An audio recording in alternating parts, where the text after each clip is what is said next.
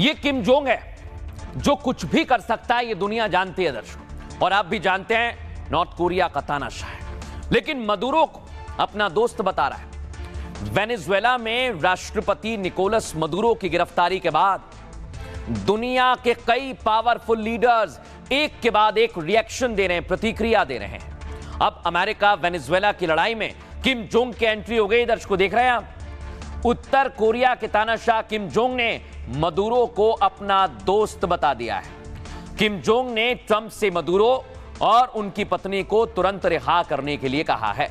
Kim Jong ने America को विश्व युद्ध की चेतावनी भी दी है।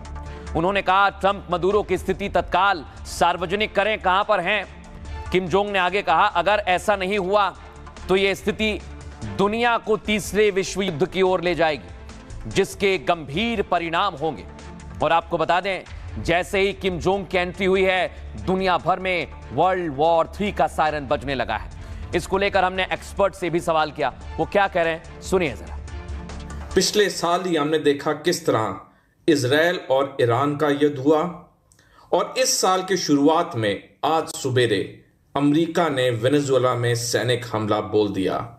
ये तो जंगों की शुरुआत है, अब तो और जंग आने बाकी हैं, और सबसे बड़ा जंग होगा अगले साल जब चीन ताइवान पे हमला करेगा, जिसकी पुष्टि अमेरिका ने अपने रक्षा रिपोर्ट में की है, जो उनकी संसद को सौंपी गई 23 दिसंबर को पिछले साल।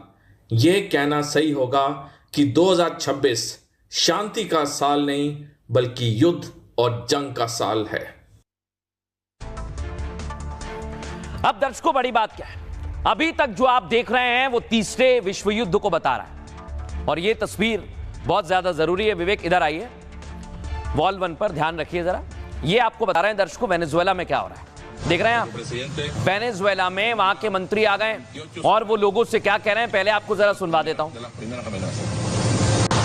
Venezuela sabe que ha sido agredido. Venezuela sabe lo que tiene que hacer. Nuestro pueblo sabe lo que tiene que hacer. Nuestro presidente, tenemos ya 28 semanas de las primeras amenazas. 28 semanas.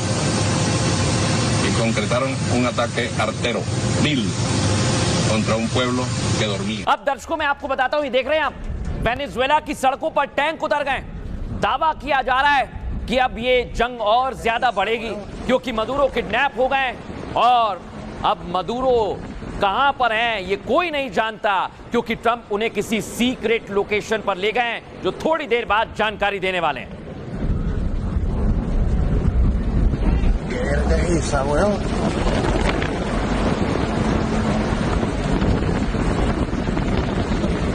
लेकिन दर्शकों मैं आपको बताता हूं, ये America की तरफ से तो अटैक किया गया, लेकिन अब जो वहां की डिफेंस यूनिट है उन्होंने कहा है कि हम हार नहीं मानेंगे और आखिरी सांस तक लड़ते रहेंगे। यानी वेनेजुएला की आर्मी ने अमेरिका के सामने सरेंडर करने से इनकार कर दिया।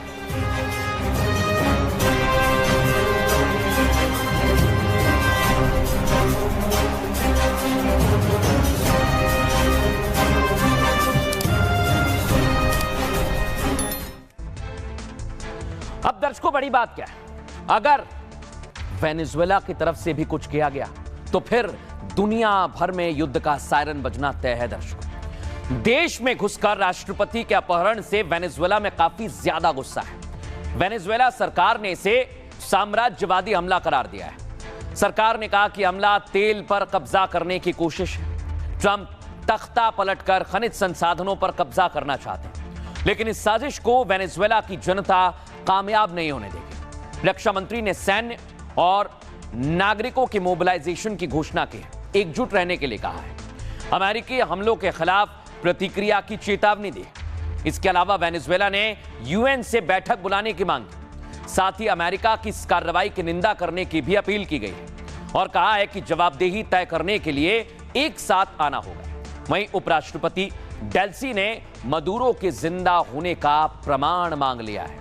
और दर्शकों, ये प्रमाण मांगा गया है क्योंकि मदुरो बहुत महत्वपूर्ण है वेनेजुएला के लिए। मैं ऐसा क्यों कह रहा हूं, आइए आपको बताते हैं मदुरो क्यों महत्वपूर्ण है। निकोलस मदुरो जिनका जन्म हुआ 1962 में और वेनेजुएला के काराकास में इनका जन्म हुआ। इन्होंने अपने करियर की शुरुआत बस ड्राइवर की नौकरी से की दर्शकों, और बस चलाते चलाते निकोलस मजदूर यूनियन के नेता बन गए। साल 1999 में वेनेजुएला के एक्टिव पॉलिटिक्स में मदुरो की एंट्री हुई और एक साल बाद ही ये वेनेजुएला की संसद के सदस्य बन गए। साल 2013 में निकोलस मदुरो अंतरिम राष्ट्रपति चुन लिए गए। इसके बाद वहां पर चुनाव हुआ और जीत मिली तो मदुरो राष्ट्रपति बने। साल 2019 में दूसरी बार और 2025 में तीसरी बार प्रेसिडेंट बने। लेकिन आज निकोलस मदुरो को यूएस ने बंधक बना लिया है। वो कहां है ये कोई नहीं जानता, इसलिए बहुत ज्यादा विरोध हो रहा है अमेरिका का। लेकिन दर्शकों, इस वक्त एक बड़ी खबर मेरे पास आ रही है, आपको बता दें। बड़ी खबर, ब्रेकिंग दिखाइए। हेलीकॉप्टर से न्यूयॉर्क लाए गए मदुरो, इवो जिमा शिप से न्यूयॉर्क लाए गए हैं मदुरो। मदुरो को पता चल गया ट्रंप क्या है। ये जेडी वेंस ने कहा है दर्शकों, अमेरिकी वाइस प्रेसिडेंट ने कहा है कि ट्रंप जो कहते हैं वही करते हैं।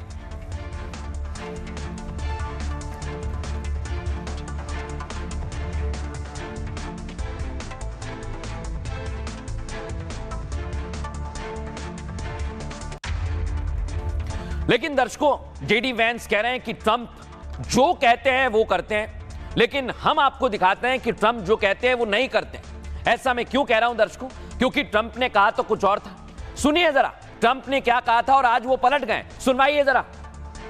I'm not going to start a war. I'm going to stop wars. No more wars, no more disruptions. We will have prosperity and we will have peace. Under Trump, we will have no more wars, no more disruptions, and we will have prosperity and peace for all.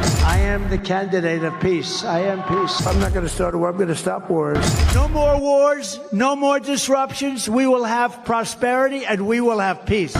Under Trump, we will have no more wars, no more disruptions, and we will have prosperity and peace for all. I am the candidate of peace. I am peace.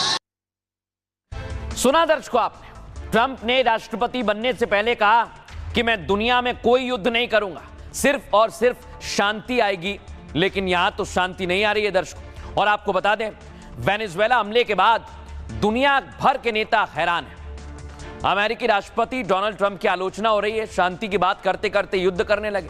हालांकि कुछ देश Donald Trump के समर्थन में भी हैं दर्शकों। सवाल यह कि अब खुद को शांति दूत बताने वाले ट्रंप अचानक युद्ध की राह पर खुद कैसे चल दिए। दावा है कि ट्रंप इस हमले को शांति से जोड़कर देख रहे हैं। अमेरिका का कहना है कि वेनेजुएला की सरकार अंतर्राष्ट्रीय सुरक्षा के लिए खतरा बन रही है। अमेरिका के खिलाफ साजिशें हो रही हैं। वेनेजुएला में लोकतंत्र खत्म हो चुका है और मानव अधिकारों का गंभीर उल्लंघन भी किया जा रहा है। अमेरिका यह भी दावा करता है कि राष्ट्रपति मदुरो अवैध गतिविधि और हिंसा को बढ़ावा दे रहे थे, इसलिए अमेरिकी हमले को जायज बताया जा रहा है। आपको बता दें, यही सबसे बड़ा सवाल है जो डोनाल्ड ट्रंप पर अभी तक जो उन्होंने बयान दिए हैं विश्वास ना करने के लिए प्रेरित करता है।